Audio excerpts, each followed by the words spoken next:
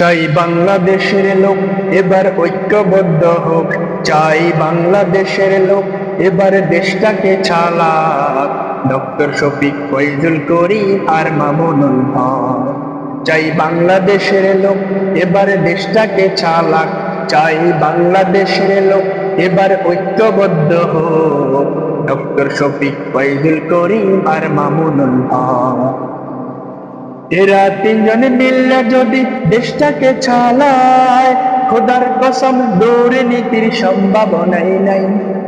এরা তিনজন মিললে যদি দেশটাকে চালায়, খোদার কসম দুর্নীতির সম্ভাবনাই নাই। কারণ এরা সব আলেম, এরা হবে না জালেম। কারণ এরা সব আলেম, এদের আছে দেশ প্রেম। এদের তিনজনারই কাছে দেশটা নিরাপদ।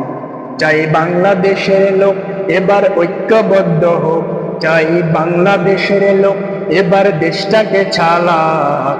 ডক্টর শফিক, ফয়জুল করিম আর মামুনুল হক। একটা সুযোগ আইসা গেছে ওহে মুসলমান, রাষ্ট্রীয় সংসদে নিতে হবে যে ইসলাম। একটা সুযোগ আইসা গেছে ওহে মুসলমান, রাষ্ট্রীয় সংসদে নিতে হবে যে ইসলাম।